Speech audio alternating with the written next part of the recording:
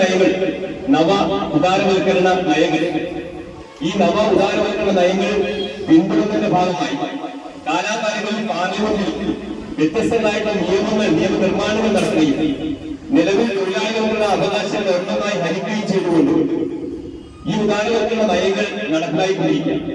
അതിന്റെ ഭാഗമായിട്ട് ഓരോ ഘട്ടങ്ങളിലും വ്യത്യസ്തങ്ങളായ പ്രക്ഷോഭങ്ങളും സമരപരിപാടികളും പണിമുടക്കങ്ങളും നമ്മുടെ രാജ്യത്ത് ഉണ്ടായിട്ടുണ്ട്.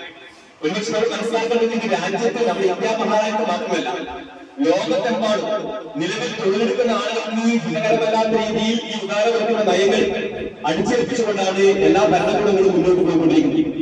അതിന്റെ ഭാഗമായി തൊഴിലാളികളുടെ ആനുകൂല്യങ്ങൾ കവർന്നെടുക്കുന്നു. പുതിയ തരത്തിലുള്ള ക്ഷേമ പദ്ധതികളൊന്നും തന്നെ പ്രഖ്യാപിക്കുന്നില്ല. സബ്സിഡികൾ ഒന്നായി എടുത്തു കളയുന്നു.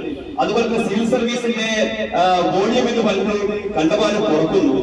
അതുപോലെ തന്നെ ക്ഷേമ പ്രവർത്തനങ്ങളും സിവിൽ സർവീസ് എന്ന് പറയുന്നത് ഗവൺമെന്റിന്റെ ബാധ്യത അല്ലാത്ത രീതിയിലുള്ള ഒരു നടപടിയിലേക്ക് നീങ്ങുന്നു.